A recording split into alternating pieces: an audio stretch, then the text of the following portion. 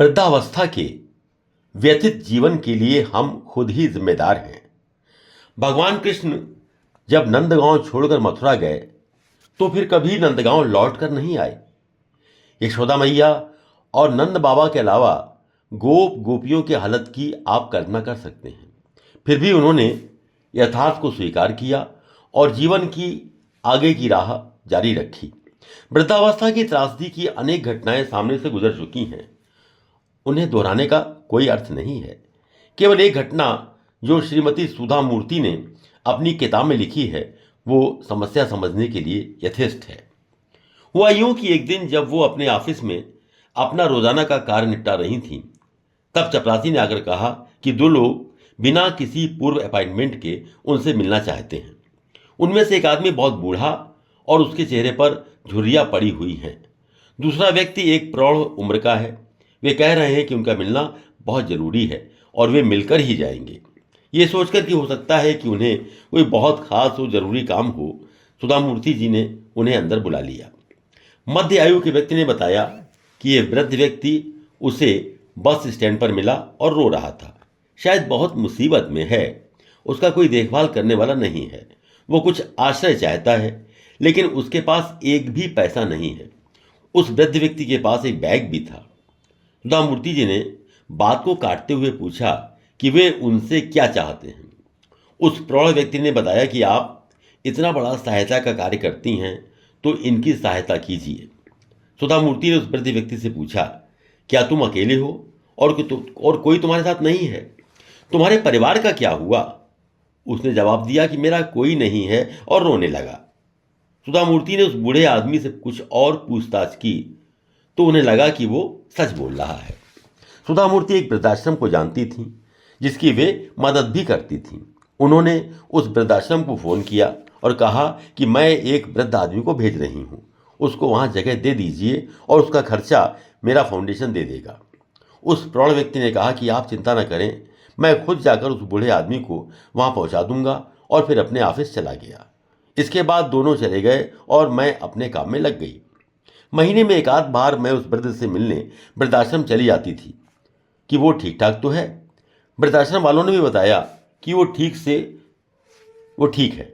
सुधा मूर्ति हर महीने वृद्धाश्रम को उसका खर्चा भेज देती थी। एक दिन वृद्धाश्रम से फोन आया कि वो बूढ़ा आदमी बहुत बीमार है, उसको उन्होंने हॉस्पिटल में भर्ती करा दिया है। तब मैं उस वृद्ध व्यक्ति को देखने उसी शाम को गई। डॉक्टरों ने बताया कि उसकी हालत चिंताजनक है, वो ज़्यादा दिन तक अब जिएगा नहीं।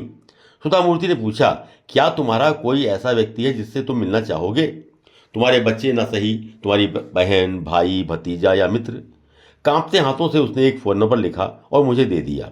उन्होंने उस नंबर पर फ़ोन किया और उस वृद्ध व्यक्ति की नाजुक हालत के बारे में बताया। कुछ देर बाद एक व्यक्ति उसे देखने के लिए आया और सीधा उस बूढ़े आदमी के पास चला गया। उसके चेहरे पर चिंता झलक रही थी। सुधा मूर्ति ने सोचा कि इस व्यक्ति को मैंने पहले कहीं देखा है, किंतु याद नहीं आ रहा था। उसी समय डॉक्टर बाहर आए और उन्होंने बताया कि ये वृद्ध व्यक्ति भगवान को प्यारे हो गए। मुझे दुख हुआ, यद्यपि ना मैं उसे जानती थी ना उससे कोई मेरा संबंध था। कुछ मिनट बीतने के बाद वो आने वाला व्यक्ति भी बाहर आया। उसकी आंखों में आंसू थे। वो बेंच पर बैठ गया और फिर उसने पूछा कि इस बूढ़े आदमी के पास एक बैग था, वो कहाँ है? सुधा मूर्ति ने कहा, कौन सा बैग? वो बोला, ये आदमी जब वृद्धाश्रम में आया था तब एक बैग उसके पास था। सुधा मूर्ति की उत्सुकता जाग उठी। तुम्हें कैसे मालूम कि उसके पास कोई बैग था?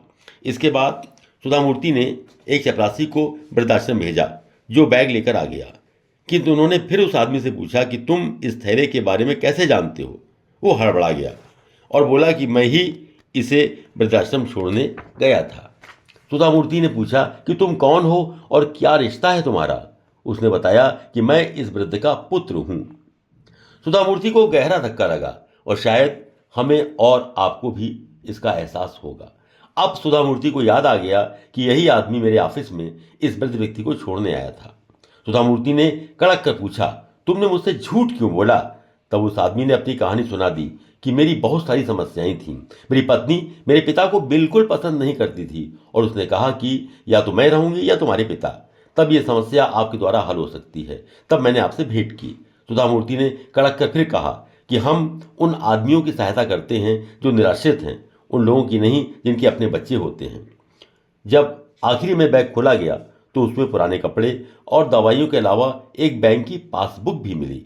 उस बैंक के खाते में उस वृद्ध व्यक्ति का 1 लाख रुपए से ज्यादा रुपए जमा थे और उस आदमी ने नॉमिनी में अपने बेटे का ही नाम लिखवाया हुआ था। वो बेटा जो अपने पिता से छुटकारा पा चुका था, ऐसा बेटा जिसके दिल नाम की कोई चीज ही नहीं थी, जो अपने पिता को वृद्धाश्रम में भर्ती करा गया और आज वो पिता के रुपए पर अपना हक जता रहा है।